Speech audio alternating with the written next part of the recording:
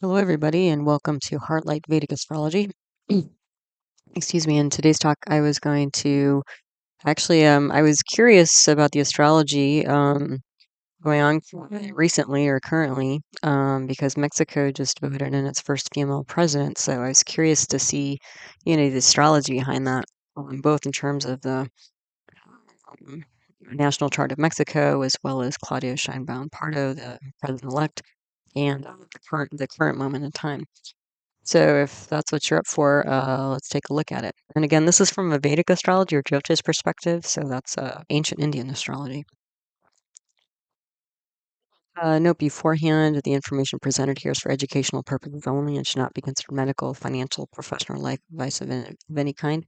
If you are in need, please contact an appropriate professional for support. And you might take a minute or two to read the rest of this disclaimer. If you're new to Vedic astrology, Jyotish are my videos. All of my teaching videos on the subject are my concepts playlist. They can all be found there. Wherever you see a double asterisk in one of my talks, that means there's a teaching video on that subject. I organize all my videos into playlists so that they're easy to find. So if you want to learn more about the planets or grahas, houses or bhavas, yogas, or planetary combination, I would look at each of those playlists, whatever you're interested in. The other thing is I analyze a lot of famous birth charts on the channel, and I have a list of all of them in my birth chart archive list 2024 video. So a list of all the charts of famous people, places, and moments in time, and then also the video you can find them in because unlike this video where it might be more obvious what the content is. A lot of the charts that I analyze are embedded in like my monthly videos, for example.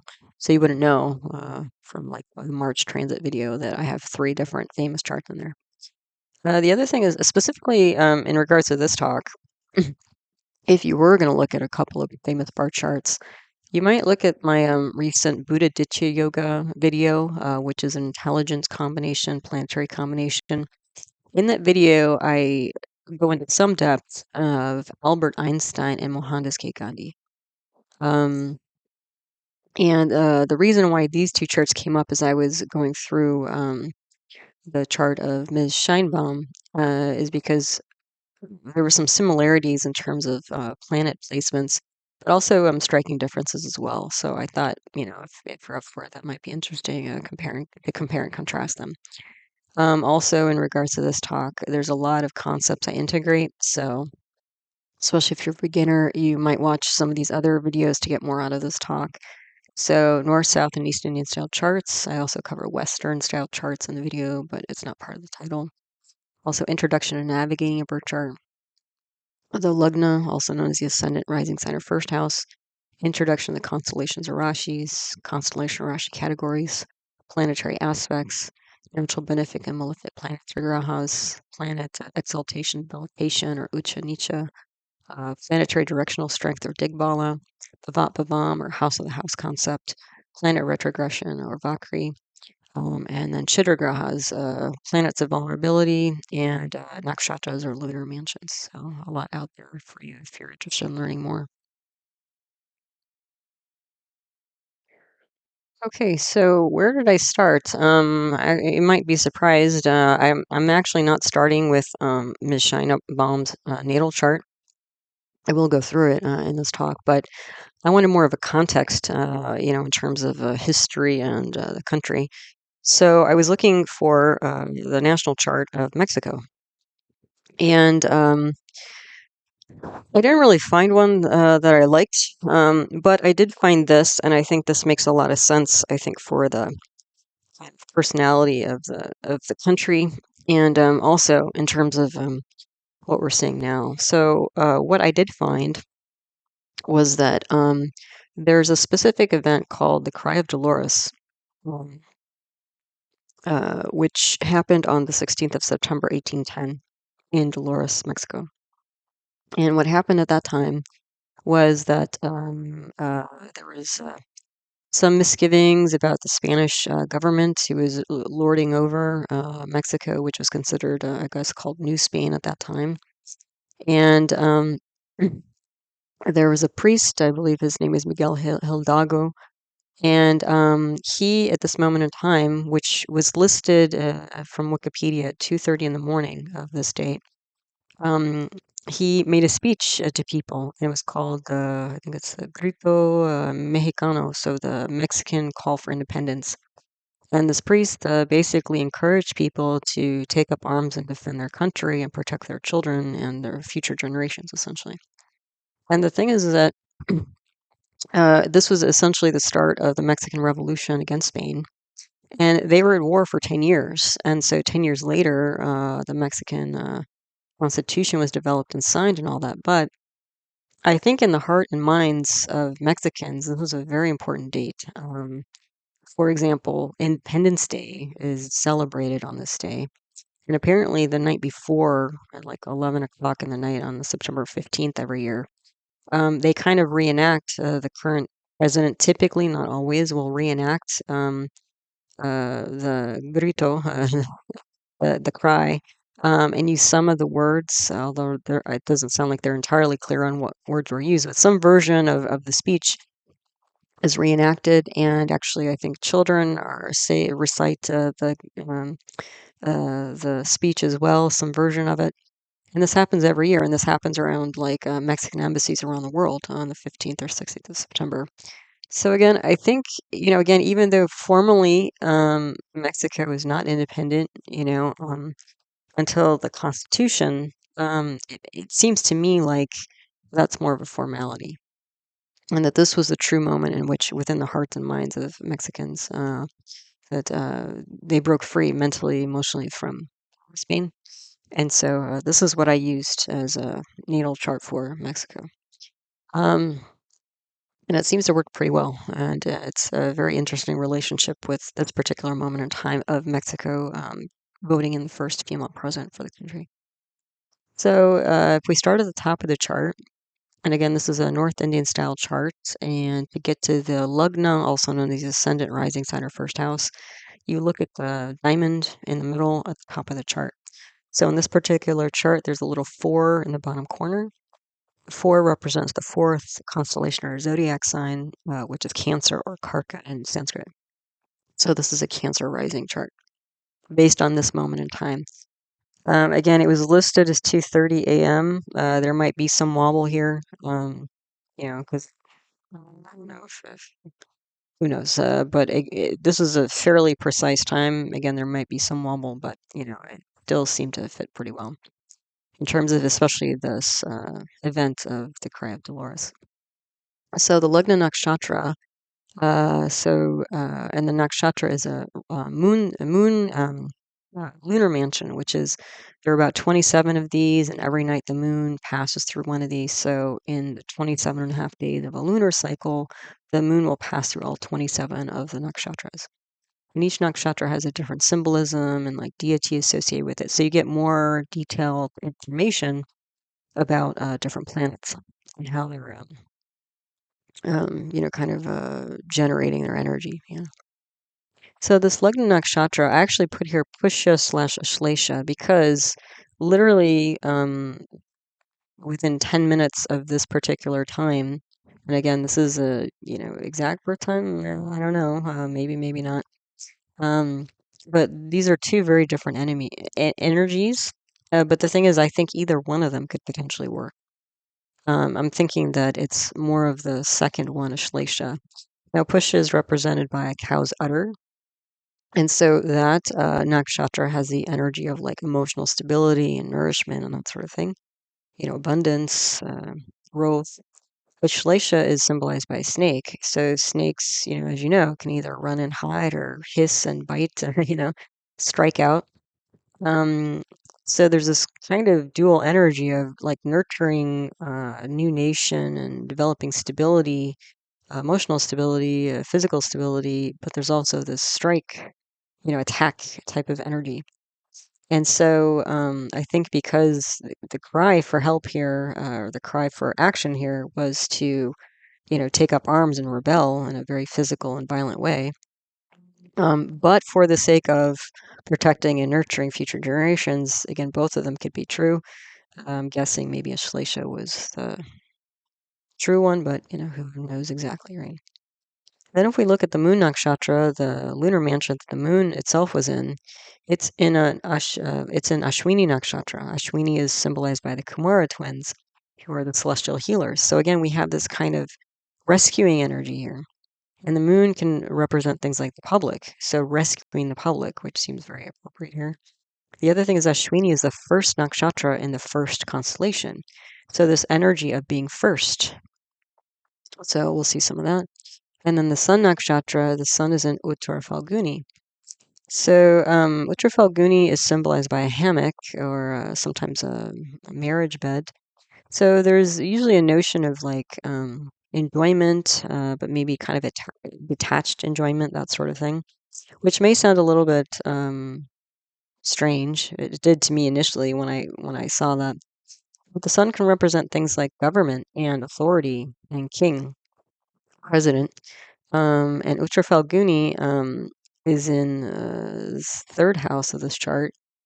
So with it you have Rahu, which is an ambitious. It's the north node of the moon. It has attached to it the idea of like ambition as well as foreignness and foreigners. And then you have Mercury here, which is a planet that symbolizes things like writing and words. And because Mercury is in its own sign of Virgo here, I could see that this could be like a document from a foreign dignitary or foreign government, which would potentially be Spain. The other thing is that Mercury here is, as you can see, the lord of the 12th house of overseas places, distant places.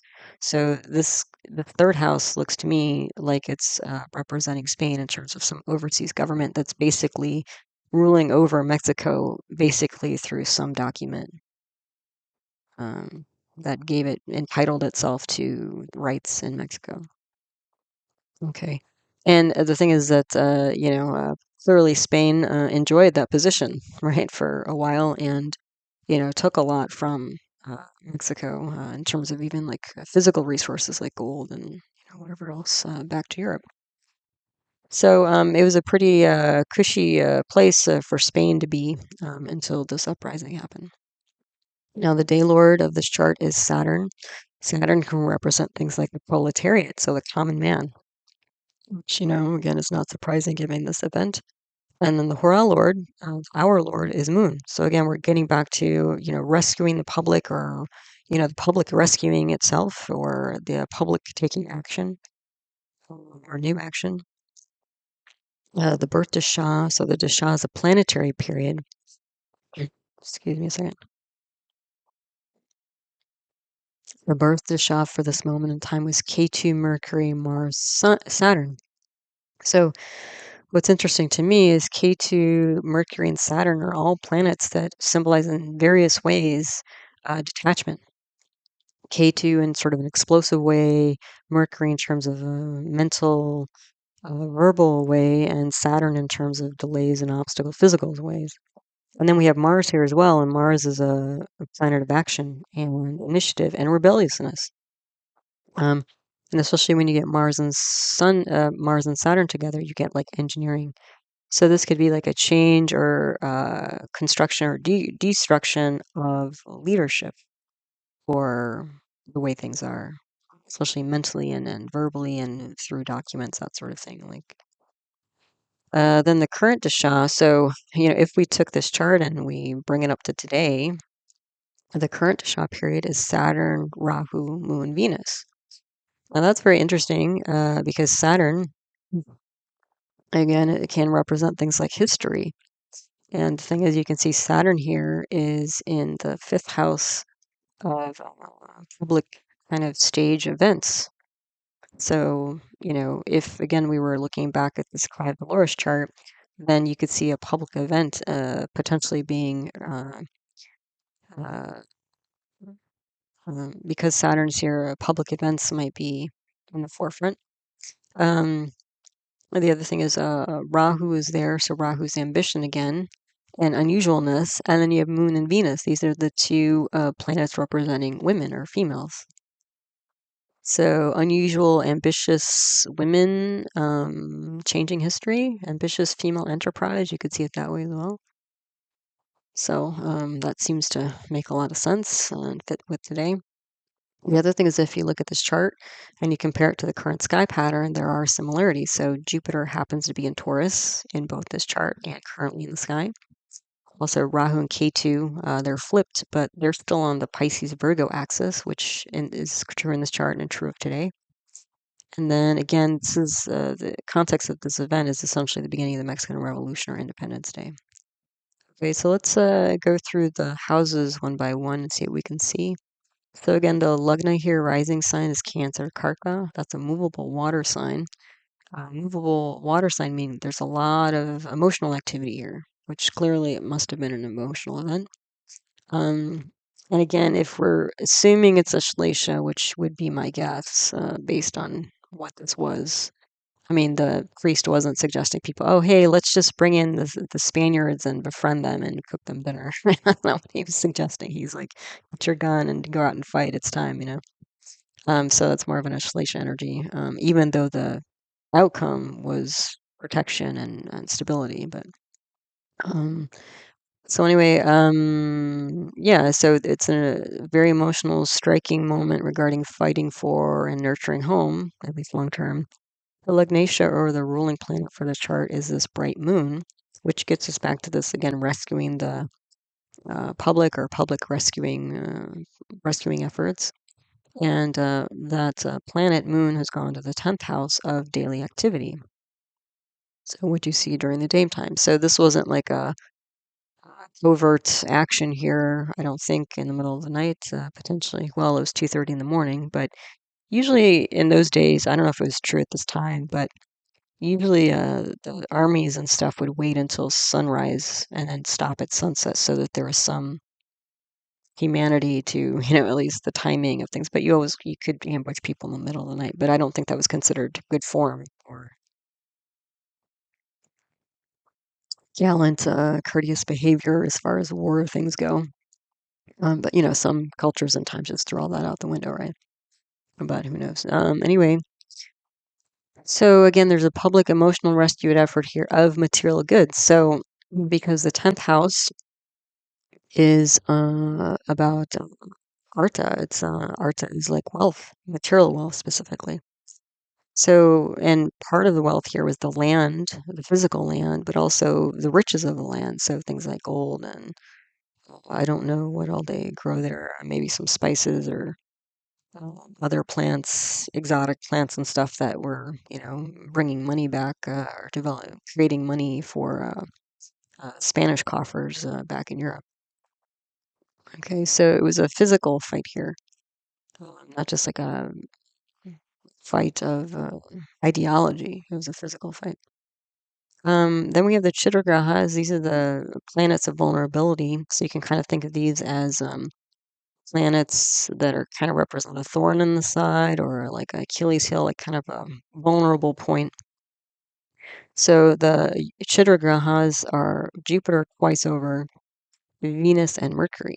So Jupiter can represent children, so future generations.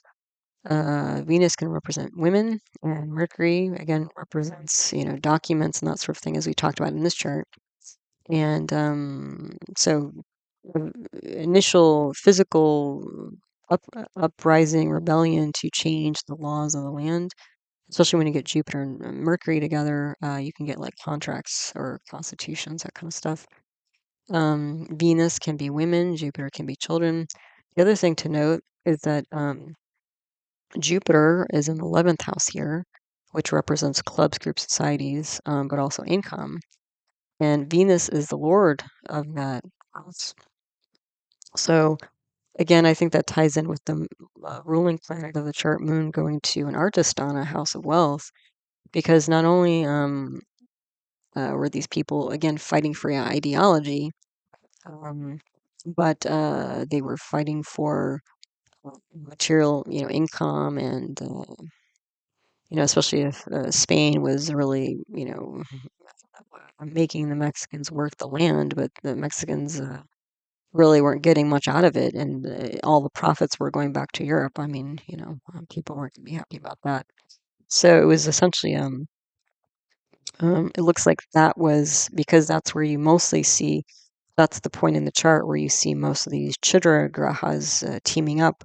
I think this 11th house was kind of the crux of the fight here, or at least what was at stake, the big thing at stake here. Um, in addition to that, so the yogi of the chart, which is the planet that in some senses represents wealth, is also Venus. And the Avayogi, which is a planet representing dearth, as well as being the duplicate yogi, was Jupiter. So Venus is clearly a planet involved in wealth, and Jupiter um, is involved in money matters as well on both sides. Sometimes it brings in wealth, and sometimes it doesn't. So especially because of that, I could see this Jupiter in the 11th house, ruled by Venus. I could see like income, a revolving income here. The other thing is this Jupiter here is the lord of the 6th house of enemies and debts. And Jupiter is Bhavat Bhavam in this chart. So the 6th lord has gone 6 houses away. So what I'm seeing here is that this is going to be a country with revolving debt and income here, which I'm guessing is true. I don't know about the economics of Mexico, but I'm guessing that's not too far from the truth, especially if they've been involved with borrowing a lot of money from other countries or like the International Monetary Fund or the World Bank or whoever, they derive funds from. So, yeah, so that's all there, even at this time, 1810, 16th of September, in terms of part of what's at stake for Mexico. The other thing is Venus here is in its own sign and it changes at one of the 4 houses in the middle, so it's strong. So that means that gives a Malavya yoga. So this is a power of arts and women, yeah, which makes sense. And then you can see this and the other thing is this Venus has a digbal as well, directional strength. So this is a very powerful Venus. So very powerful women, potentially long, and the 4th house represents lineage. So a long line of very strong, robust women. The only thing about this Venus, there's a little bit of a drawback here because Venus is in a nakshatra called Swati. Swati is a nakshatra that's symbolized by new grown grass blowing in the wind. So even there's a strong female heritage here, there's also like it's a burgeoning it's in development in terms of coming to the surface. Maybe part of this turnover of Spanish rule would also allow women more rights, potentially, is what I'm saying here, or allow women to come forward. Or I don't know if this is, because I know in some Latin cultures, children will take their mother's last name, which is, unusual. In most countries, cultures, the children take the father's last name. So that's also, quite a big gesture in terms of, uh, I think, the power of women in terms of creation and families and stuff like that.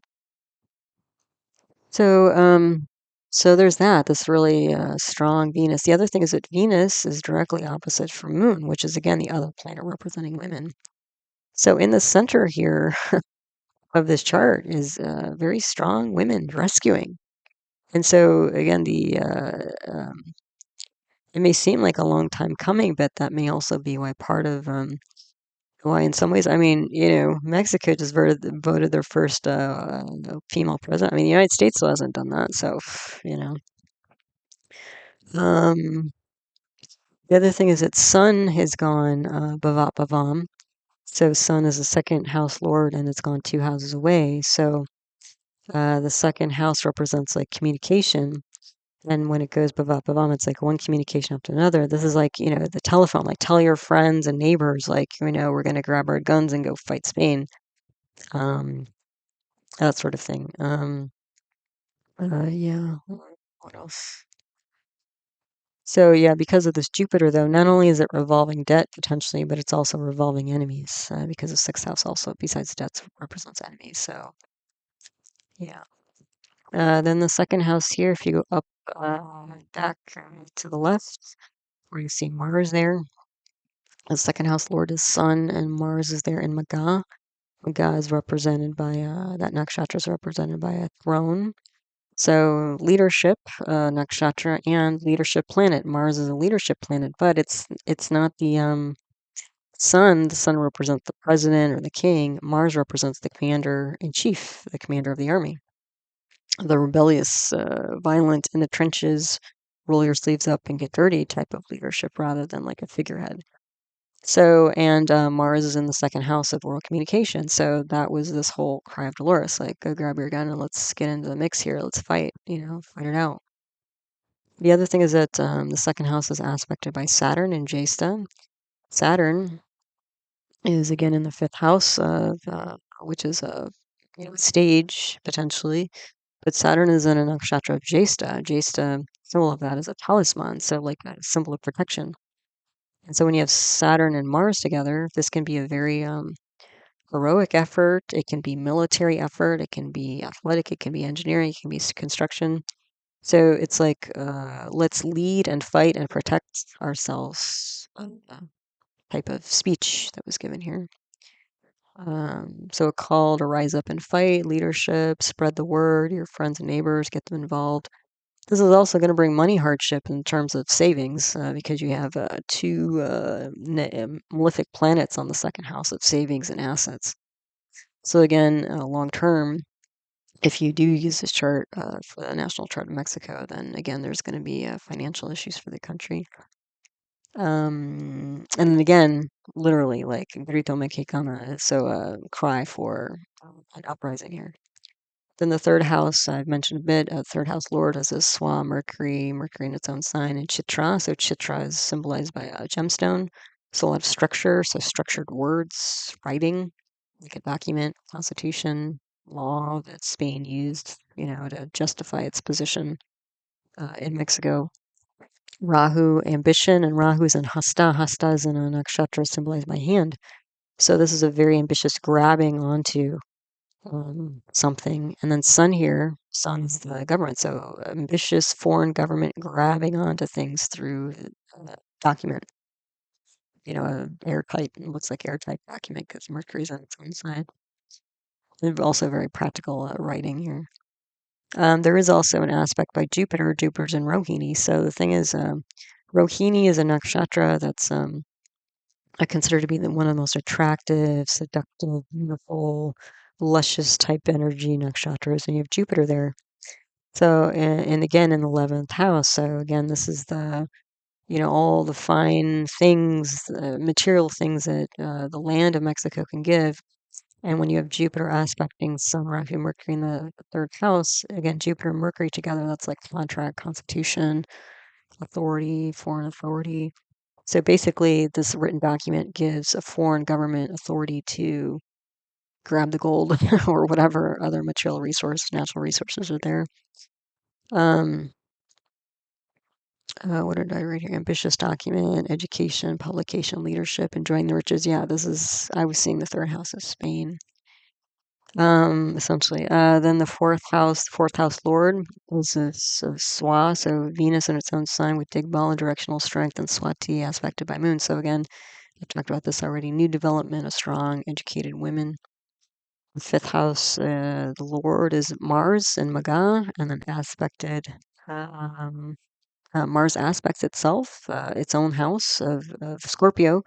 Scorpio is a kind of a deep, um, emotional type of constellation, deeply transformative. And Saturn is there, and Jupiter aspects as well.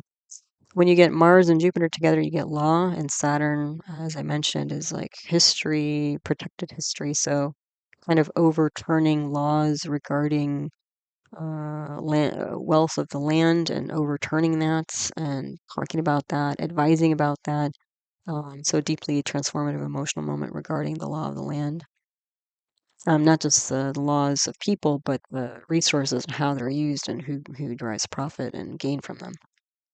Then the sixth house, I mentioned the sixth house lord is Jupiter, which again is Bhavat Bhavam gone to the 11th house of groups, clubs, groups, and society. So again, ongoing revolving enemies, debts. This can also be a fluctuation in the stock market, because Jupiter can represent the stock market and laws.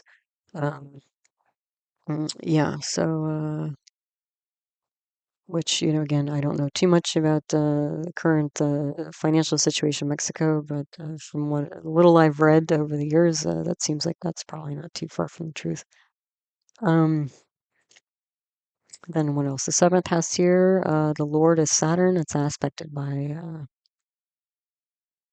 Rahu and Jupiter. So Jupiter is debilitated in Capricorn, so there's a little, I would say, justice here for practical matters, kind of ambitious matters. Saturn is aspecting its own sign, so it's a very practical, ambitious kind of enterprise here with not a lot, I would say, of justice, and maybe not a lot of finesse either in terms of trying to change history. Yeah. Well, especially if it resulted in the next 10 years of war. Um, it's going to be a long, drug out effort and very practical ways, even though there's ambition here. Not a lot of, I would say, justice or mercy. It's just, take what you can, take it all, and reboot the whole system. Right? Then the eighth house here, the eighth house lord is ruled by Saturn. It's aspected by Mars. So this is the eighth house of deep psychology is ruled by Aquarius, the sign of Aquarius, which is a fixed air sign, a fixed ideology sign. So Mars coming here, this is like rebellion against the current paradigm, authority paradigm. The other thing to note, I noted here, is that currently in today's sky pattern, Saturn is sitting here in Aquarius. So you can, in your mind, put a Saturn here. And so you could see there's like, and Saturn currently is in the nakshatra of Purva Bhadrapada, which is symbolized by the front legs of a funeral pyre. So a lot of destructive energy here. So like now, like if you overlap the two charts, if you can kind of do that in your mind, Saturn and Aquarius for this type of chart means that there's a deep psychological kind of burning up transition period, restructuring period. It's going to have long-lasting effects, which essentially, with a new female president, well, it kind of changes a lot of things, right? Changes a lot of history. So, yeah. Then what else? The ninth house here. The ninth house lord is Jupiter. So fairly affluent government, which again would be Spain. Then you have Ketu here in Uttar Bhadrapada. Uttar Bhadrapada is the back legs of a funeral pyre. There is this destructive, chaotic energy here, but Uttar Bhadrapada is a little bit more controlled and detached. So this would be the uprising. And then you also have Mars in here. So that's another, two rebellious planets in the ninth house of government and authority. And then you have Mercury aspected here, aspecting this house, and Mercury is debilitated in this house. So it's like, overturning, like maybe even setting on fire, literally or figuratively, documents, thoughts, and ideas related to the current government, affluent government, which again would be Spain.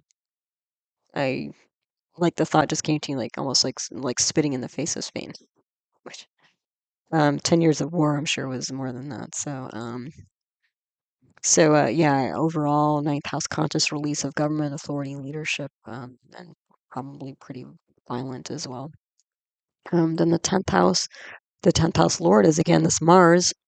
So in Maga, ruler, leadership, it's the first constellation. So a lot of action, a lot of innovation, leadership. The moon is there aspected also by this Swa Digbala Venus. So a lot of female leadership here. Again, I don't know the details of the war, but based on this, I would guess there's a lot of stories of women getting directly involved in the fight rather than just staying at home and whatever, cooking and taking care of the kids. The other thing is that I would say, if we're talking long term for the whole country, the 10th house being again career, moon can represent travel, Venus can represent travel. and kind of beauty, aesthetics, and that sort of thing.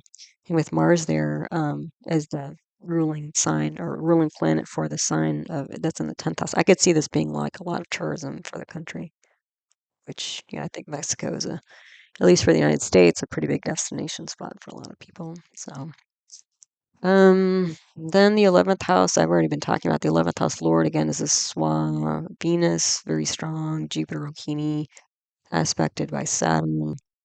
So it's like protecting children, protecting money, protecting groups, the crowd, all that stuff I've been talking about. Then the 12th house, I've already mentioned, the 12th house Lord is a Swan Mercury.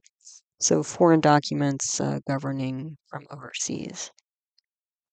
Okay, so I think there's based on what I'm seeing here, I think there's some evidence or some realistic. I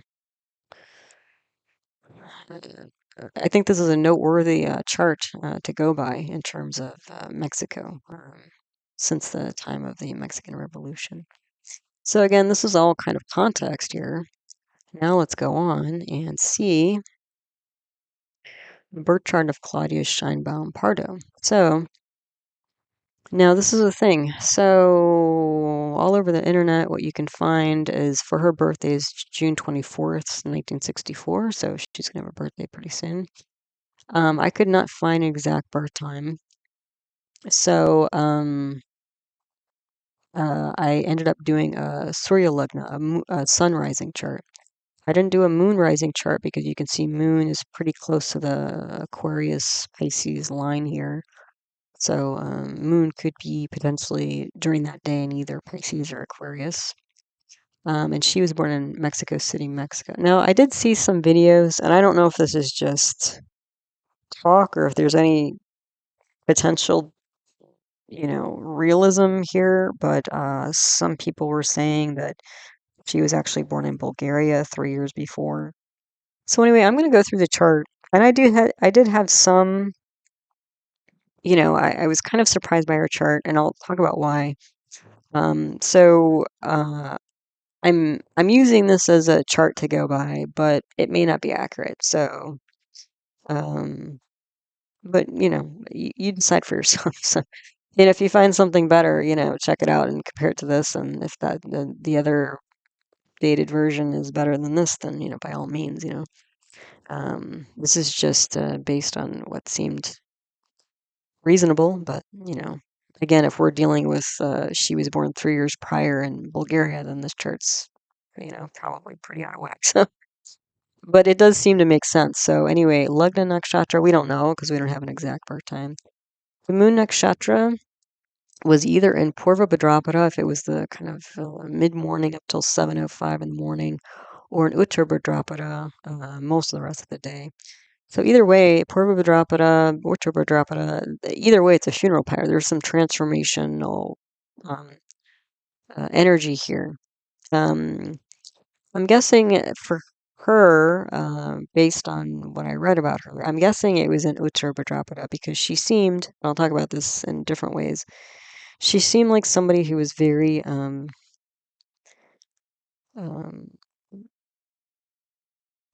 sort of intellectual or rational and could at times distance herself from emotions.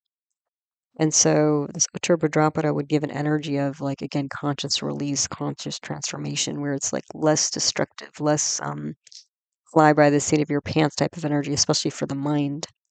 Maybe she was in Purva Bhadrapada, maybe, but it seemed like it would fit more, go in line more with the other energy of the chart if it was Uttar Bhadrapada. But either way, there's a lot of transformative. She has a transformative mind. Whether it was more kind of violent or more controlled, I guess so we won't know. So then the Sun Nakshatra is an Ardra. So here again, we get a lot more transformative energy. Ardra is symbolized by a drop of water, and that drop of water can come from like a storm. So this could be a stormy type energy here, like lightning and thunder type energy. It could also be a teardrop, so sadness here. But Ardra is also transformative energy. The other thing is that at least Purva, Bhadrapada, and Ardra have a kind of a similar deity associated with it, which is Rudra. Rudra is the storm god. And then the thing is that Claudia Sheinbaum is known for her training in climate changes and environmental changes and energy in the environment and all that kind of stuff. So she's an expert on climate, which fits pretty well here, especially the weather and atmosphere and stuff like that. Then the day lord here, again, depending on if she was born before or after sunrise, with either Saturn or Sun. Either way, Saturn is kind of bureaucracy, and Sun is again authority, president or king, queen, equivalent, whoever's in charge, the head honcho, head cheese, head top cheese of the whole enterprise. Um, her birth dasha, she was either born, if it was earlier in the day up until 7:05, she was born in Jupiter dasha. If after that, she was born in Saturn dasha. So Jupiter would be more of like a law type energy, and Saturn would be more of a government type energy. Now, if you look at her ninth house here, her ninth house of government is ruled by Saturn, and it has Jupiter in it. So it's almost like a stamp from birth. It's like, okay, this is somebody who's going to go into government. Yeah.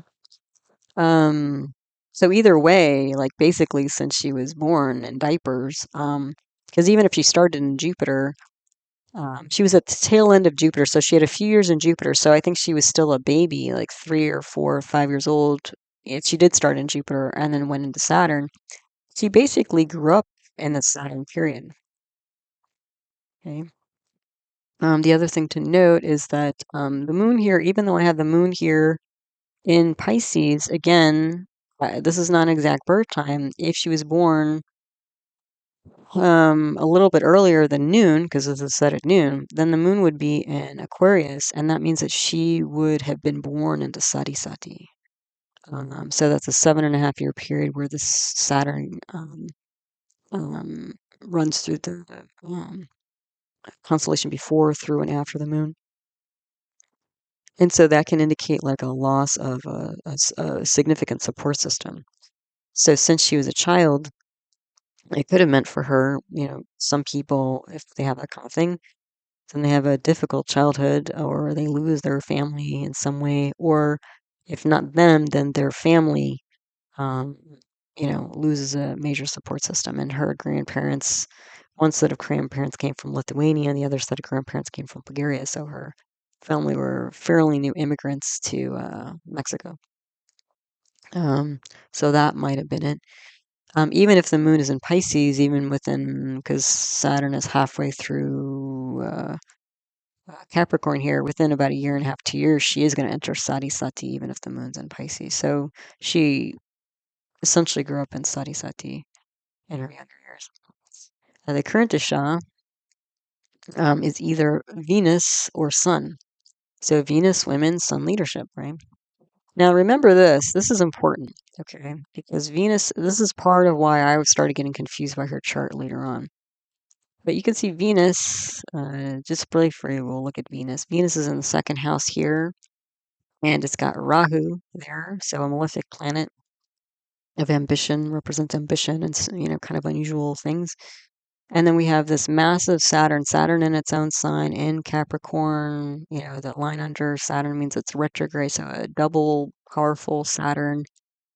And Saturn is all about obstacles and delays and structure.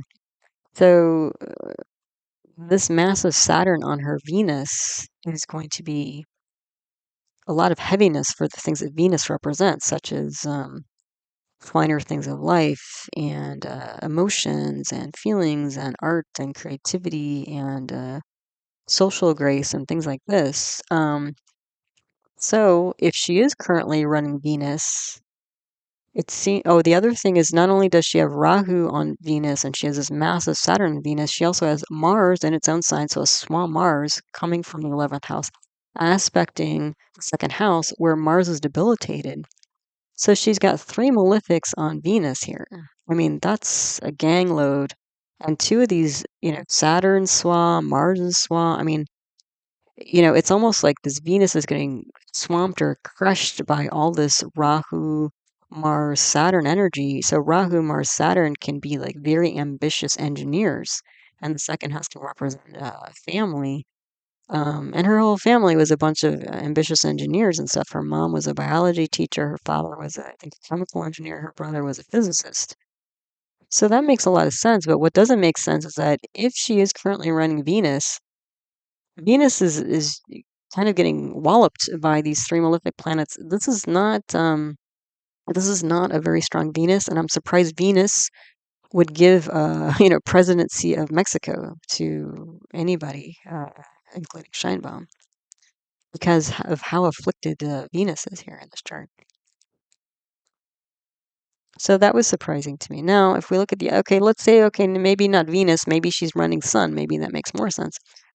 Well, Sun isn't really in any better shape here. I mean, Sun is in Gemini, which is, friendly to Sun, but it's not like a massive Sun.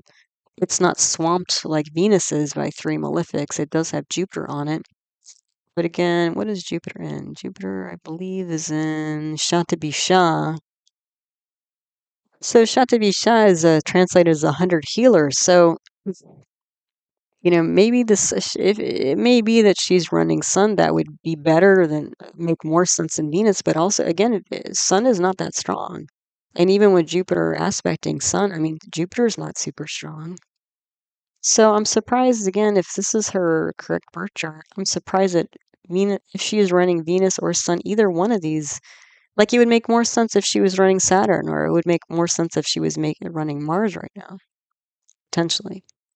And this is also why in the beginning of the talk I listed the charts of Albert Einstein as well as Mohandas K. Gandhi, because if you look at his chart, in his chart he has a Libra rising chart, and he has Venus in its own sign of Libra, and then he has Moon in its own sign of Cancer. So he has a very, very strong Moon, a very, very strong Venus. And in some ways, he has the opposite qualities of Scheinbaum here. I mean, Scheinbaum, this is like with Rahu, massive Mars on it, and massive Saturn on her Venus. This is somebody who's like, squelches their emotions. Whereas Gandhi is somebody who was like Pied Piper. That's how he managed to gather support from groups and people, the public and all of India. Was he knew how to pluck the heartstrings of people. And the thing is that in Mohandas K. Gandhi's chart, when he ran that massive moon, that's when he came back to, I believe that's when he came back to India. No, that's not when he came back to India. That's when he had his first big event in South Africa, including his philosophy of satyagraha and ahimsa, like nonviolent protests and stuff like that, is when his moon, which was in its own sign, a massively strong moon, he went through that period. And that's when he started shooting up in fame, in the eyes of people, in the eyes of the public. But, this Venus doesn't make sense to me as a time for her to be brooded in as present. And the Sun also doesn't make sense to me because neither one is, I mean, Venus is much worse than Sun, but Sun is not particularly strong either. Even if even if this isn't the right Lagna, even if you switch the Sun to some other, house here, it's still not a super strong Sun. And also the Sun again is an Ardra. So I could see this being like an advisor. I could definitely see this as her being an advisor about climate, which she has been, but I'm not seeing this giving her a presidency. So that's what confused me. Anyway, so I'm probably getting too much into that, but let's keep going here and keep seeing what we see. She also has patterns in her chart that recreate the current sky pattern. So we currently have Mars in Aries, the way she does. And Saturn is Swa in its own sign. It's in a different sign. Right now, Saturn is in Aquarius, and it's going to go retrograde by the end of the month. So we are going to have a Saturn retrograde in its own sign, just the sign before. And then Mercury is currently in Taurus, although it's shifting in a couple days. And then Sun is going to be in Gemini in a couple days. So kind of Sun, Mercury, Mars, and sort of Saturn here are similar to the current sky pattern. So let's go through house by house and, again, check out her chart to kind of see, based on this, what she's about, um, and what she brings to the position. Yeah. So again, we're looking at a Surya Lagna here. This is a sun rising chart. This isn't her Daya Lagna or, a constellation rising chart. So this is a Gemini rising chart, Mithuna in Sanskrit, a dual air sign. So a lot of ideas here, which makes sense, I think, especially when you see this Venus swamped by Rahu, Mars, massive Saturn. This is somebody who potentially squashes again their feelings. Sun is an Ardra, so a very tumultuous career, tumultuous purpose, climate, profession based on climate and atmosphere, which is true. Career purpose involving destruction, which again, just her stepping into the role as the first female president. I mean, that's like, turning tradition on its head. Weather, and also like Ardra, you can think of her as like kind of a lightning bolt or a lightning rod, where she's like an agent of change. So I think that could be true. And again, aspected by Jupiter and Satyabhisha. So this could be like healing the law, writing, publishing, teacher, and she's done all these things. She's an ideal leader. This is true. Also, sadness here. The Lugnatia, the ruling planet is Mercury, and Mercury is in Rohini, so this very luscious, attractive, artsy type energy. Um, and it's gone to the 12th house of losses, isolated places, and long distance venues. And it's aspected by Ketu from the 8th house of deep psychology. Ketu here is in the nakshatra of Shravana, which Shravana, the symbol there, can either be an ear or footprints in the sand. The energy it gives is like one of a storyteller. So this also confused me a little bit. One, it does, if this is correct, it does seem like, she, in order to recharge herself, she likes to go off, retreat, maybe travel and to foreign lands. Clearly, and there's some interest here in foreign affairs, which if she's going to be president of Mexico, hopefully she has. Um, but this is a pretty, what did I say? I was surprised because, this, even though it's Mercury, which is in the head, I mean, more of a mental energy, and there are like, positive thoughts and beautiful thoughts here. It's really isolated from the rest of the chart because you can see like, this gang up here of Rahu, Venus, Mars, Saturn. Again, this could also, yeah, I don't know. I wasn't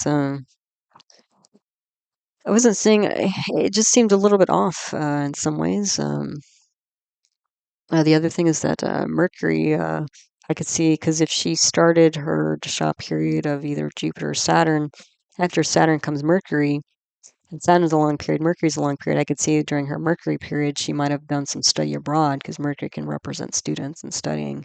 And she did actually. She went to California at Berkeley Lab. So again, it does seem like there's quite a bit of, you know, things that seem like they could be true, but other things that just kind of threw me off. So, which in some ways shouldn't be surprising either, because, this is a public figure, especially a politician. I'm sure we don't know all that there is to know about her. And actually, if you read her Wikipedia page, there was surprisingly little there, and nothing that seemed, frankly, super impressive.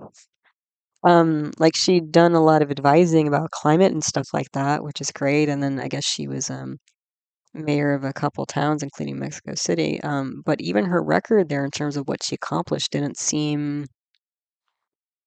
super impressive, super stellar. And so I started wondering, um, if essentially she got into this position on her own, was what I was wondering. So we'll see. We'll keep looking at it, and then you decide for yourself. So anyway, um, yeah. The other thing is with this Mercury and Rohini in the 12th house, this could be like overseas, like accounts and stuff like that, essentially. So anyway, the Lord, the Lagnesha, the of the chart, Mercury's gone to the 12th house of Moksha, which is like again a liberty house. So yeah, again, she went overseas during this time, but this would be her main motivation in life potentially if she is her, if this is her correct chart. I don't know if she was necessarily. I mean, I don't know. I didn't really get that vibe from her, but I don't know her that well. I was just, reading some stuff on her. But this could, again, this could be somebody who, has beautiful thoughts, writing, introvert. This could be, I mean, I would see this more as like a potentially somebody who likes to go off and writes, journal and writes and spend thoughts writing out their ideas and all, which she must have done because she actually wrote a lot. I mean, she had like over 100 articles and a couple books. So I think she enjoys that. She likes that, going through her mind and stuff like that. This would also be somebody who's like fairly introverted, that she actually needs to kind of go off and retreat to kind of get her energy back. Um, Potentially also an independent or separate type of mind because of this K2 aspecting onto Mercury. So she's going to have some kind of, independent type mind. Be prevalent on an international stage. That's a possibility here. She might also feel like an outsider because when you have this K2, when you have Rahu or K2 associated with the first house or the first house lord, you can get that kind of feeling. Which again, she might be because her grandparents came over from Europe, so they weren't, you know, generations deep, from Mexico, and then also she's Jewish.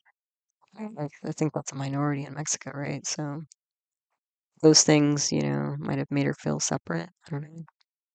Or her just being such a deep scientist and stuff. I mean, I don't know if that's at least in the United States, that's not, maybe more so now, but, especially in the past when she was coming up, I think that was a pretty unusual profession for a woman, because she's, I think, 61 now, right? 60, yeah, 61, 60, 61. So, um, but again, this is somebody who contains the emotions here, because especially when you get K2 on Mercury, this is separation of mind.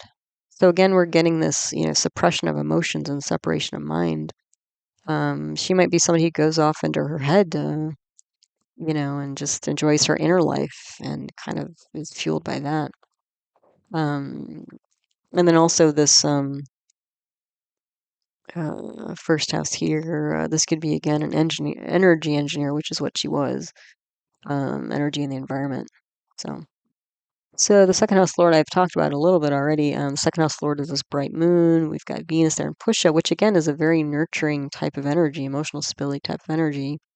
Rahu and Ashlesha. So again, you have this kind of mix, kind of like in that Cry of Dolores chart of like nurturing and shocking, striking out, aspected by Saturn and Travana, and also Mars and Bharani.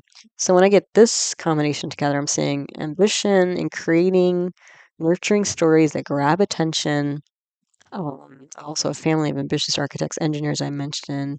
And I would actually say instability in family savings assets as well. The other thing is that this could be LGBT rights type stuff. I think I mentioned when I see Venus with Rahu K2, sometimes I see in people's charts that LGBT stuff is important for them. And she did actually get involved with LGBT rights, I think, when she was mayor of Mexico. Like they introduced gender neutral uniforms for schools, and there were certain rights, laws she signed into place giving LGBT QIA folks more rights or something like that. So it's just that makes sense. She advocated for that kind of stuff, which makes sense with the second house. But again, it was more of like all of the speeches, is like all this kind of engineering energy of the things that she's saying, kind of like in the Cry of Dolores chart where you had Mars and Saturn aspect. No, Mars was in the second house and Saturn aspected. So again, you have Mars and Saturn together, engineering and also endurance, because she's going to do speech after speech here. But the Rahu there's like there can be a hiddenness to it. There can be like a sometimes like a fictional energy there, potentially. Um, and she could get like the support of women because Venus is in the second house. Usually, when you see planets in the second house, that indicates places from which they derive support. Um, so I think she helps to get the female vote, but again, it's like this weird mix, chaotic mix of nurturing and it's almost like a say anything that will get you what you want type energy. Which again, I don't mean to be demeaning towards her. I don't know her at all, but um, yeah, with the Mars debilitated in the second house, Rahu, Venus, massive Saturn. I mean, that's a pretty hardcore second house. So anyway, and then the third house here, the third house lord is the sun, aspected by Jupiter. So again, a lot of writing, publishing, which she did. I wrote here, sibling might be a doctor. He's not a doctor, but he's a physicist, so a well-educated person, which is what I gathered here. But she's wrote hundreds of articles and like 2 books, so yeah, a lot of publishing here. The fourth house lord is Mercury, and the fourth house is aspected by Moon and Ketu. This could again be like an unusual mindset for mom and family line lineage. So a family of people who have unusual minds, which again sometimes when you get these hardcore, science folks, if they're not living around or involved with a lot of other people who are in that field, then they might stick out like a sore thumb, that kind of stuff. It could also potentially be mental illness. When you get Moon with Rahu and Ketu by themselves can represent mental illness, but when you have Moon with Rahu and Ketu could be even more, or at least some, anxiety, depression, obsession, compulsion type behavior. I would also think too that this could represent like a separation from home and family line, which again, both sides of her family were fairly recent immigrants to Mexico, and then the study abroad. And her mom was a biology professor. So I mentioned all this. Then the fifth house lord is Venus, which again is squashed by Rahu, Saturn, Mars. And then the fifth house, not just the Lord, fifth house Lord, but the fifth house has Saturn, Mars, Jupiter on it. So this could be counseling of how to spin stories on law, which again sounds kind of negative. And I don't mean to be.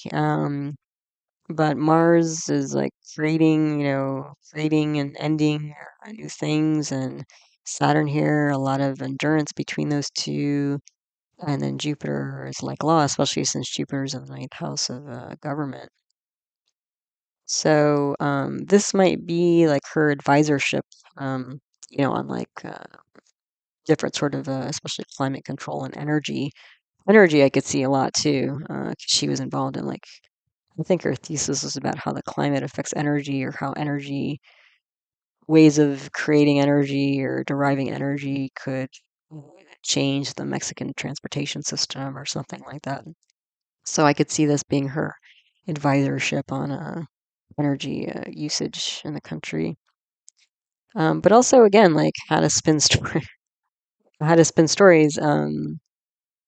Because of this Venus, because of this advisorship in the fifth house, even though the fifth house represents advisorship, you're going to get this fifth house energy going to the second house because that's where the fifth house lord is gone. So she might be an advisor, but there's also this like, spinning, creative, attractive stories about this to gain support, is what I was saying. Yeah. So then the sixth house lord is Mars. Its aspect. Its aspects of sounds, so it's going to be strong here. That means, well, the sixth house is like debts and enemies, and Mars is a planet representing enemies. This is going to be very strong enemies. Um, and Mercury is the planet representing thoughts and ideas, so especially ideological enemies, I would see here. And I think her mode is to kind of out-talk or outthink her enemies, is what I'm getting from this. And I think she's trying to establish some sort of new transformative dialogue. there's also like a deep emotional change here. So let's look at the next slide. Okay, so let's look at the other houses. So the seventh house, the seventh lord is Jupiter. Um, in Shatabisha. So I was thinking that partner, if she has a partner, is probably like a doctor, lawyer, politician, banker. And actually, she was married to a politician, and now she's with a banker. So yeah, that checks. Then the eighth house here, Swa retrograde Saturn. So very traditional. It's like this weird mix. Again, it's strong tradition here, but K2's there, which is like a little bit of like rebelliousness against tradition. In some ways, very traditional. In other ways, like like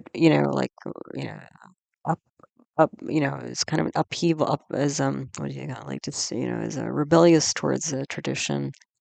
And then you have Venus here, so a lot of also deep research, which she's clearly been involved in throughout her life, and then a very alternative mindset, very pragmatic. I would also say secretive. And I think again with this massive Saturn retrograde in Capricorn, she's like a long-term chess player. Like she's had plans since childhood to probably become president or in the government or whatever. I mean, that was all part of the plan. Was what I'm getting from this. Also, I would say fairly restrained, highly pragmatic. The other thing with Venus, Saturn, K2 in this eighth house, I mean, you can get scandals here, and you have K2 here. So there's like some hidden practical things going on here. And again, this is kind of why when I saw this eighth house, and then I looked at the current dasha she's running. The other thing about this eighth house is this super strong Saturn in Capricorn. Saturn is also the lord of the ninth house of government and authority. I was wondering if she's under the thumb of some other higher authority, and she's kind of like a mouthpiece for them. Was kind of what I was getting. Because again, for her strongest houses and her strongest planets are the 11th, house of with Mars is in its own sign, and her eighth house of like deep research, psychology, esoterica, which again she did that. But then how exactly does that bring her to government? Unless there's an authority who kind of tapped her on the shoulder and says, "We want you to be our front person." So again, she may not have been here entirely on her own merit. Not that she's not, in many ways, an astounding person, but if she was tapped on the shoulder and somebody said, "Look, you're gonna basically be our front person, but we're essentially, there's some underground workings, hidden something going on here, um, that's at work."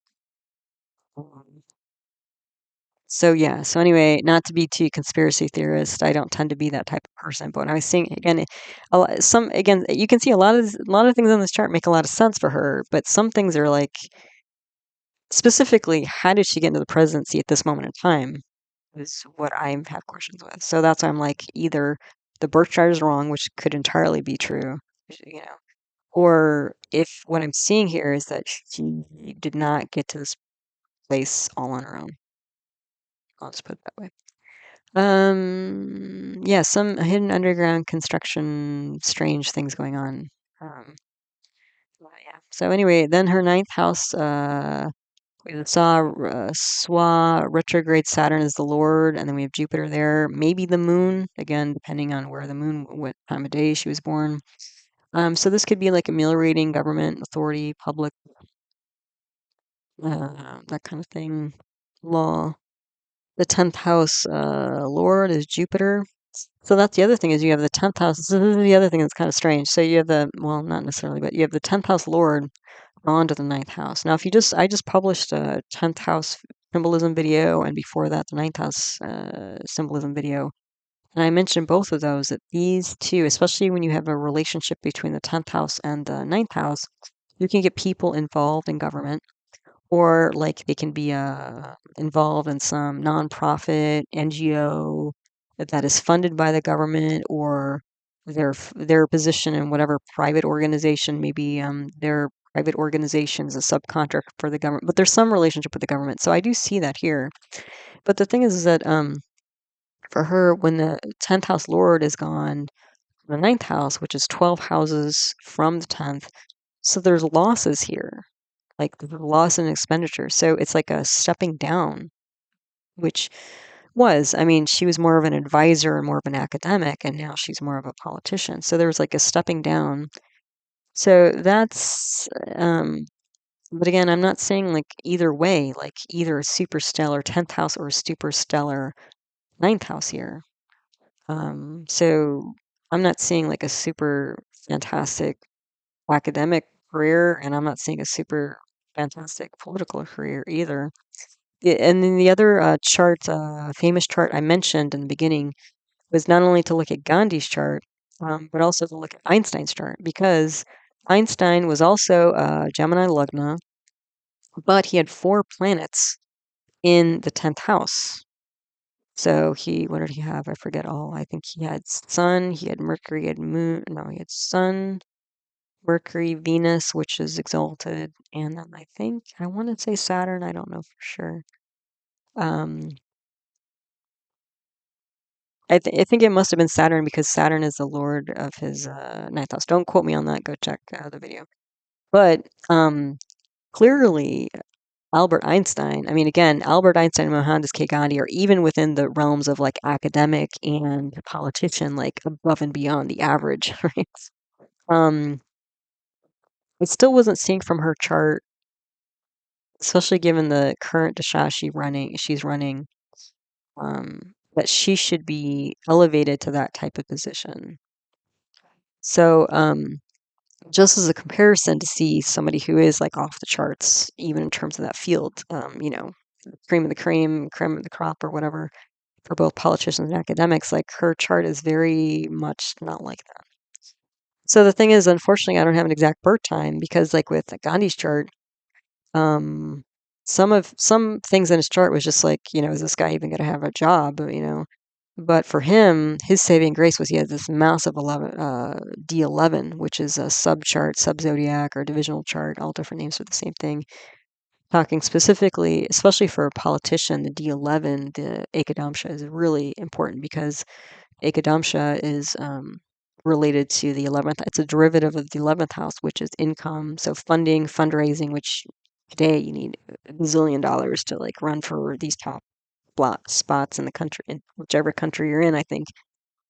But also public support. And so if you have this like massive D11, that might bring more. But even in Gandhi's chart, he didn't just have a massive D11, which he does, but he did have, a very strong Venus and the Lagna, which would give him strength in terms of his body and personality. So to, go up against the British Raj and to deal with all that like long-term fasting and stuff that was like just wrecked his body. And the moon in its own sign in the 10th house of career. So somebody who had a very strong personality, a very strong career, I mean, that makes sense. But, again, what I'm seeing here is, again, I'm just like, I don't know how she got there. Just based on this. And again, she may, there may be a lot of, I'm not an expert on her or Mexican politics or anything like that, but just looking at her chart, I'm surprised that she got to where she is. So, unless there's something else going on here, which could very well be because of the eighth house. Anyway, enough said. Moving on. So, 10th house Lord Jupiter, maybe Moon, probably Moon. Also aspected by Saturn. So, I could see this again, a government official, administrator, also advisor for regarding the atmosphere, because the 10th house represents the sky and atmosphere, which he was. Then the 11th house is Swam, Mars, and Bharani, generating new innovative groups and money. So I think that's true for her. Then the 12th house Lord is Venus, which we've talked about, and then Mercury aspected by Ketu. So again, I think this is somebody who likes to retreat, to rejuvenate, and interest in foreign affairs. The other thing is that no matter where the moon is placed, this is also what, like was shocking to me. So if we assume that this day was true, moon is either in Aquarius or it's in Pisces. Currently, Saturn is in Aquarius. So either, regardless of where the moon is, which of these Aquarius or Pisces houses it's in, she is currently going through Sati Sati, which is usually like a loss of support structure. So I don't know. I haven't seen other charts where somebody became president of a country while they were going through Sati Sati. The other thing about that is what makes me wonder about that is like, how long will this presidency last if she's currently going through Sati Sati? So if the moon is in Pisces, that means she's going to be going through Sati Sati for another, what, 5-ish years? 6 years? That's going to be a heavy, heavy burden for her. If the moon is in Aquarius, then she's got maybe 4 years left of the Sati Sati. So I'm like, either way, it seems like she's going to have a tough haul. But again, it makes me question, like, how did she get in this position during Sati Sati? I don't know. That seems odd. Again, unless she was, again, if she's kind of the front person for somebody else who has a much clearer chart in terms of rising to authority behind the scenes, like kind of some sort of puppeteer, you know. What else? The ninth house lord has, oh, this is also interesting. So the ninth house lord of Saturn has gone 12 houses away. And the 10th house lord, as I mentioned, has gone 12 houses away. So loss of power and prestige from, 9 to 5 career and loss of power prestige from government. So that also is, I'm just like, I don't know. Again, it's like, is this like a house of cards? Is this like smoke and mirrors here? Like, I've seen this stuff. So I'm like, if this is a right chart, something else must be going on. So Saturn is also on the moon if the moon is in the correct place. So that's a lot of anxiety and depression, skepticism, and then Ketu's on Mercury. So there's anxiety, depression, isolation. Again, potentially mental health issue type stuff. And the three strongest houses, I would say, are the sixth house because Mars is aspecting its own house, eighth house because you have this massive Saturn in its own house, and the 11th house because you have massive Saturns in its own house again. But again, what are these three houses? We've got sixth house is enemies, eighth house is mind, psychology, 11th house is public and money. So, yeah, I don't know. We'll see how that goes. Her two strongest planets are also Saturn and Mars, clearly. So you can see these two together usually bring an engineer athlete. So she clearly has stamina. She clearly, she was like literally an engineer. Um, but she's not running these planets right now. So again, we don't have an exact birth time for her. So, but I'd be very curious to see what her D11 looks like. I mean, maybe she has a outstanding D11 better than Gandhi's, and then it's just like, okay, well, we'll just go with that if it's like massive. But um, maybe that's what gives her, got her to the presidency because I'm not seeing it here. Um, Although Saturn, and then the other thing is that Saturn is in its, even though Saturn is in its own sign in the ninth house in Aquarius, that might get her to, the government position, but Saturn is in Puerto Dropa right now. I mean, that's like a destructive energy, and for the next year, Saturn's going to be in that kind of energy of just demolishing. And maybe that's what she's going to do when she gets in there. She's just going to like steamroll and just blow up a bunch of old laws and stuff like that. Um, but again, because in here her ninth lord has gone 12 houses away, I don't know how long this is gonna, this nice cushy time is gonna last for her. So we'll see. Um, yeah. So again, overall, not a hugely impressive chart for politics, but maybe there's something I'm missing. Maybe this is the wrong chart. Maybe she was born in Bulgaria 3 years before that. Maybe. Um, maybe the conspiracy is true. And then again, my big thing is like, how does she become president during Venus and or Sun Dasha when those neither one is a very strong planet for her? And the other, not only are they not strong on their own, but they're not yogic. Like, how do you say? Like, Sun is a temporal malefic. The Sun, is the lord of a negative house, and it's not, even though Jupiter's aspecting it, it's not there with any other planets. So Sun is not involved in any yogas, because sometimes if you get a lot of yogas in a chart, that will supersede, the single planets and where they're placed in a chart. Or like if we look at Venus here, Venus with Saturn, that does give like a 80K yoga, Adipati Karma yoga. So that gives like a Raj yoga of power. Um, That might also be a Lakshmi yoga. I'd have to check, which would be like a money. So that's a possibility there. But other than that, because Venus is also like the lord of the 12th house of losses. And so Saturn's kind of a mixed bag because it's the lord of a positive house, ninth house, and lord of a negative house, eighth house. Venus is the same. I mean, I could see the Saturn period giving her a lot because Saturn's massive. But Venus, yeah, I don't know. I'm not convinced. So again, that's why I wrote at the end here. Is this her real chart? Question mark, question. I don't know. It's not making entire clear sense to me as to why at this moment in time she's risen to the position she's in. Um, so we'll see. We shall see.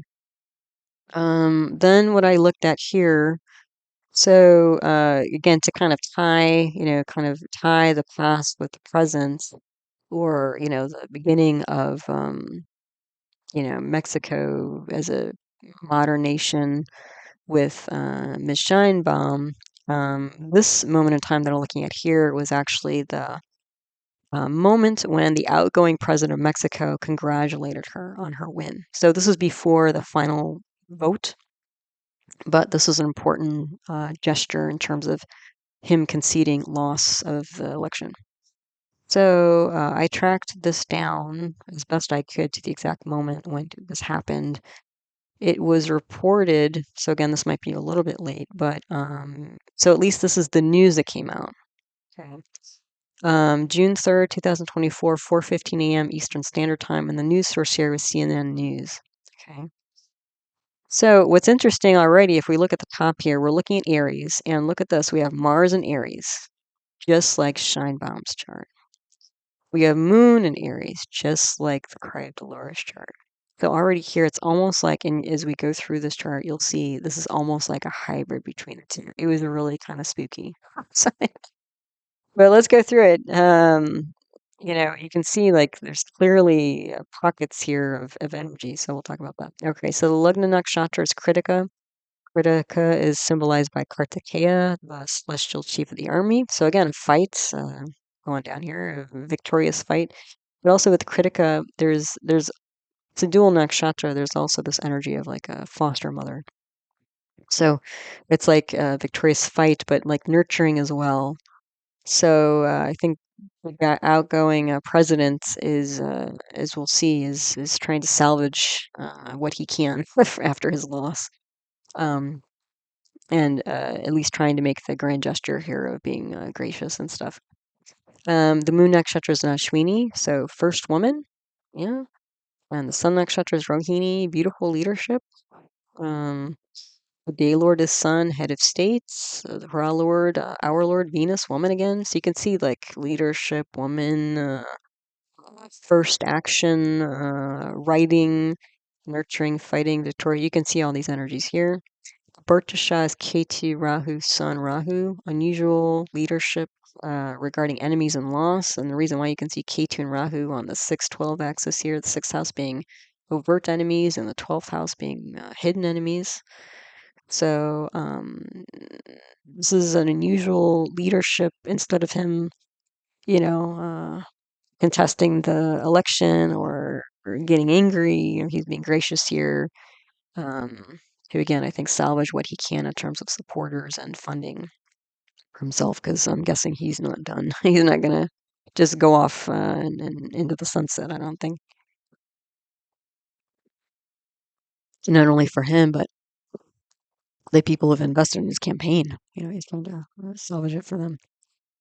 So again, if we're looking at the two other charts I looked at, the Cry of Dolores and Mexican Independence chart, the moon is in Ashwini, that's the same. Also, Rahu Ketu is on the Pisces Virgo axis again. And then from Scheinbaum's chart, Mars in Ashwini. And then in both charts, Saturn was in its own sign, not necessarily the same sign of Aquarius, but in its own sign. So very strong Saturn, a lot of history and tradition. So, yeah, again, I was just like, wow, it's like a combination of the two charts. So let's go through quickly here. The Lagna is Aries or Mesha, so movable fire sign, a lot of action. Swa Mars, very strong military leadership, rebellious energy here. And Mars is Bhavam, so First Lord going to the first house. This is all about transformational leadership and action.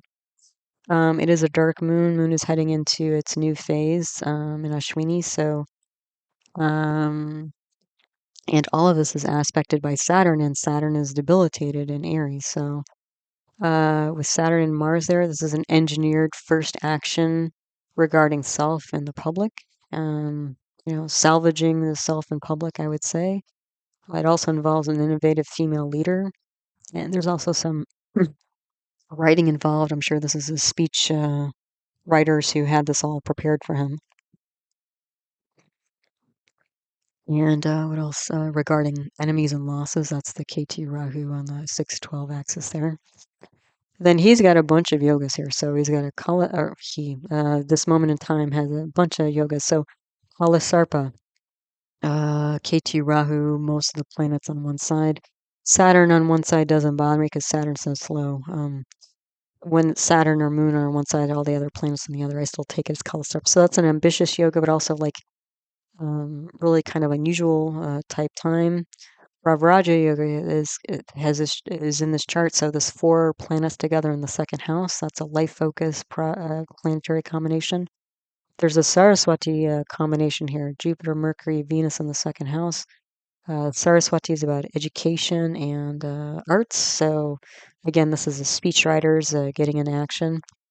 Mars and Moon in the first house. That's a Chandra Mangala Yoga. So we're talking about money there. And this chart also has a Buddha Ditya Yoga. Sun and Mercury together in the same sign, but it's qualified because Sun is the owner of the 5th house of intellect. So this is a smart move. There's also a Richika Yoga here. This is Mars in its own sign in a Kendra Trikona house. So a lot of strong leadership, innovative leadership. So all this together, ambitious leader, creative focus on material gains, because the second house is not only oral communication, like giving a speech, but it's about the inner circle, family, friends, finance. You can see different things there. So again, trying to salvage the human support and financial support that was, supporting this whole endeavor and campaign. Chidragraha is here. So again, planets of vulnerability: Jupiter and Mercury, Moon and Mars. So this speech that was given, this written speech that was given, was not an easy speech. Despite whatever outward display there was, this is not an easy thing for this man to do. So the yogi duplicate yogi, so the 2 positions that a planet can potentially be in of the many that would indicate wealth are Sun. So we've got Sun there, so money in the assets house. So again, trying to salvage things. And then the Aviyogi is this massive Saturn in the 11th house of income and group society. So, and then this massive, and then Saturn's in Purva Bhadrapada again. So the front legs of funeral pyre. This is like burn, baby, burn. All the clubs, group societies, money that was gathered to support the campaign. It's like all gone, dust. And now that loss in the 11th house is destabilized. Again, if this is a person, this person, or this moment in time, and that's what they're talking about, is like they're giving the concession speech and trying to be gracious about it and thanking their supporters or whatever to try to salvage what they can. The second house lord is a Swa compost Venus. The sun is in Rohini, so again, attractive, creative energy. Columbus, Mercury, and Jupiter in Critica. So Mercury and Jupiter are the writing planets in Critica, especially when Mercury and Jupiter in Critica, because Critica can be symbolized by a sharp instrument, which could be like a pen. So, there's a gracious speech had by a leader, and this is all aspected by Ketu, so it's an unusual speech. And Ketu's in Hasta, so this is a creative, beautiful speech, basically conceding loss and salvaging whatever gains have been made to roll over into whatever the next endeavor is. And it's a conscious release of this, yeah, of the campaign. And yeah, so, and what did I write here? Intelligently crafted, creative, gracious concession speech, maintain circle and funding. And then, it's like, what are we going to do here? Are we going to contest this, or are we going to concede? And so the decision was to concede. The third house lord is Mercury. So again, that's the writing involved with the speech that was given. The fourth house lord is Moon. And so that's interesting too, because Mars, this massive Mars, is not only on Moon, but it's on the constellation, or on the house ruled by the Moon. So Mars is on both the house and on the Lord of the fourth house. So it's like trying to salvage the family line here, and I think not the family line, but probably political line in terms of political party is probably trying to be salvaged here in terms of public support. Yeah, so it all just doesn't, that doesn't blow up and, become dust as well. So what else here? There would also be a disruption in tradition, I would see, with this Mars aspect in the fourth house, and also female leadership, with this massive Mars and Moon. You got, a leader, it's the Moon, a female leader. That seems fairly clear. The fifth house is ruled by Sun. It's aspected by the Swa Saturn. So Purvabhadrapada. So again, this is a stage. So this is literally like outgoing present stepping on a stage and giving the speech, or of what was lost, public loss. Sixth house lord is Mercury, which is combust, and then K2 is in Hasta. So a letting go of authority, concession speech, graceful handing over of authority to enemies. This is what I was saying here. Through words. And then the seventh house lord is Swa, combust Venus, aspected by Swa, Mars, and with Moon. So this is so the seventh house here is like about steering the ship. Like, even though we've lost the battle, we're not going to give up on the war, the political war here. So we're going to steer the ship in a new direction and kind of try to salvage what we can, lick our wounds, and then see if we need to develop new partnerships or whatever to win the next to go around. Then the eighth house here, the eighth house lord, is Swa Mars, and it's aspected by all these planets in the second house. So that's that wide purple arrow. Um, and also Saturn is here. Yeah, so we've got what, one, two, three, four, five planets on the eighth house of. So we have this like creative speech, but also this loss is like all kind of mixed up in the eighth house of deep psychology. So I was seeing this as like processing the losses that were happened, kind of like what they call Monday morning football, where after the football teams have played their games on Sunday, then the team gets together on Monday and they review the tapes to see like what they did, and where they went wrong and how they can do better in the future to up their game for the next go around. And I was seeing here too, like, there's a and trying to see the positive things that came out of this campaign, even though there was a loss, and also consider long-term effects and options in terms of what's the best next move. After it's they give up here for this election. Then the ninth house, the ninth lord is Jupiter, and this is aspected by Mars. So again, disruptive government leadership. The 10th house, the lord is this massive Saturn, And the 10th house is aspected by a debilitated Jupiter, because Jupiter's debilitated in Capricorn. And K2 also aspects here. So this is like, the job here is damage control, essentially, for this speech here, concession speech. And I don't think they even said concessions, but congratulation, which is kind of an even nicer way of saying it's even more euphemistic way of saying concession speech. But then the 11th house, the SWA Saturn, just loss of funding and supporters massively. Then the 12th house Lord is Jupiter, and we have Rahu here and Revati.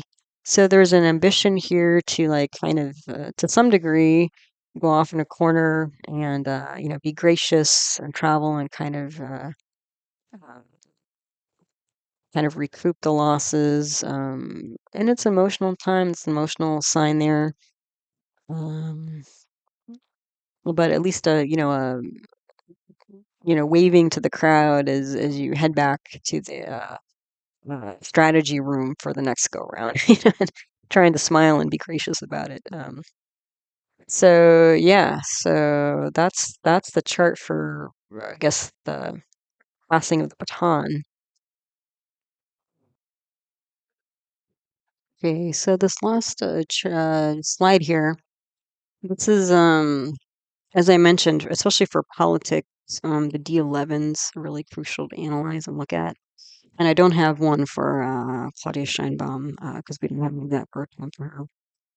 But I did want to look at the D11s from the chart from Cry of Dolores and also the CNN News that the outgoing president of Mexico had congratulated Ms. Scheinbaum.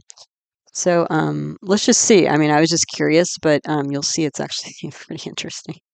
So on the left here, this is the chart for the Cry of Dolores. And on June 3rd, 2024, because I was trying to line up the dates here of when the concession speech was had, and then again, we're moving up the dates or the current period for the Cry Dolores. So both of these charts are set for June 3rd, 2024. So for the chart on the left, which is the chart for the Cry of Dolores, the Dasha period was Saturn, Rahu, Moon, Venus. So in D11, I've gone up and circled those planets because those planets will be more active. Now, again, if you ever do analysis of amshas and subzodiacs, um, you don't generally want to take these on their own, and they're mostly used for timing. So when you have a really strong planet in D11, for example, and you're running that planet, you would expect to see uh, again, if it's well placed and strong, you would expect to see a positive period coming through at that time.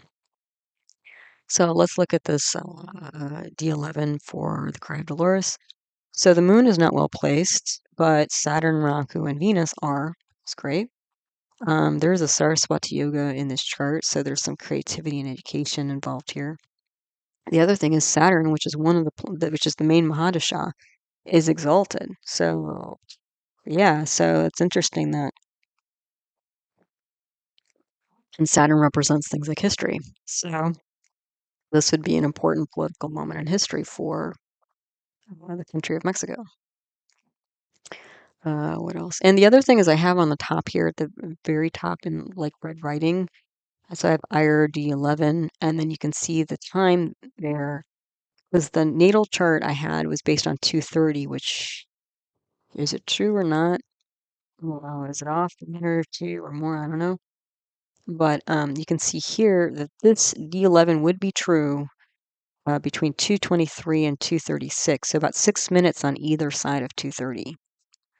So if this is not the case, if the original chart of Cry Dolores is off by more than 6 minutes, then we can't really take this D11. But if it is within 6 minutes on either side, then I think we can take it. But so Saturn's exalted, and this is the main Mahadasha, so a big important historical moment for Mexican politics, which is true. And the Saturn is aspected by Mars. coming from the sixth house of enemies, and Mars is the planet representing enemies. And then you have an exalted sun aspecting the Saturn. So Mars and Sun are the two leadership planets. And as I mentioned, when you get Mars and Saturn together, you can get an engineer. So an engineer leader, which is what she is. Ms. Scheinbaum is. The seventh house, because you have this massive Saturn aspecting back into the seventh house where it's debilitated, you could see a disruption of business and relationships, which that's what happens after elections, right? It's like you switch sides potentially if you're not happy with how things are going. Yeah, the other thing is that the 10th house, oh, this massive Saturn is also aspecting Mercury in the 10th house of, so this could be like a historical public speech, which was made, right? Also, Venus and Rahu, they're both in the second house of public speeches. Rahu, again, is kind of unusual, ambitious energy, and Venus is woman.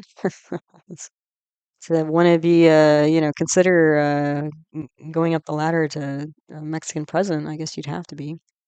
And this could be also be like an unusual, ambitious female speech. So her accepting the position, right? That's an unusual thing to happen in Mexican history.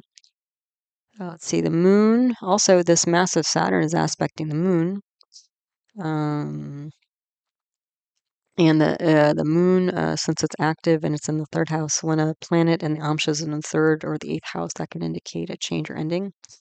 So a historical change for women, because moon can represent women, and it's in the third house of siblings and neighbors. So what I was saying here is that this is going to be like one more domino worldwide in terms of like leveling of female leadership.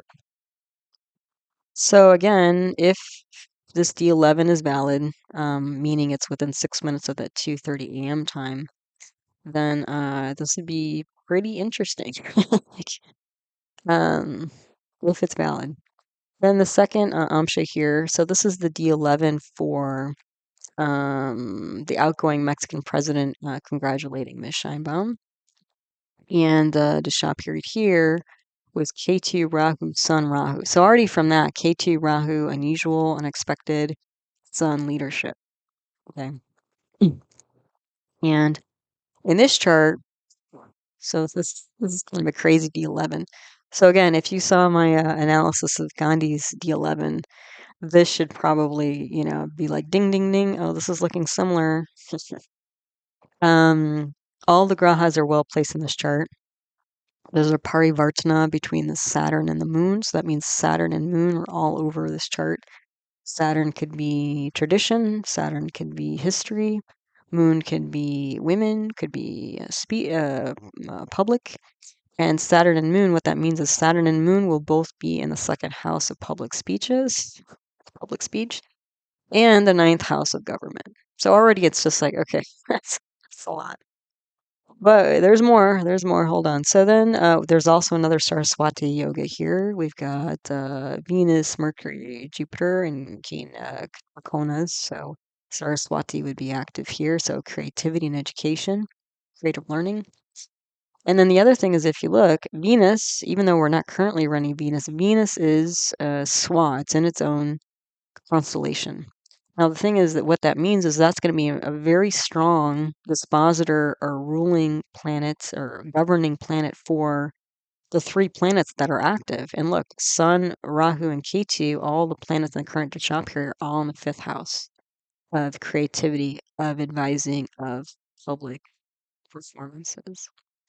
And you have Sun there, leadership. You have Venus there, women, Rahu, Ketu, unusual, unexpected. You have Mars in its own sign, so a massive Mars.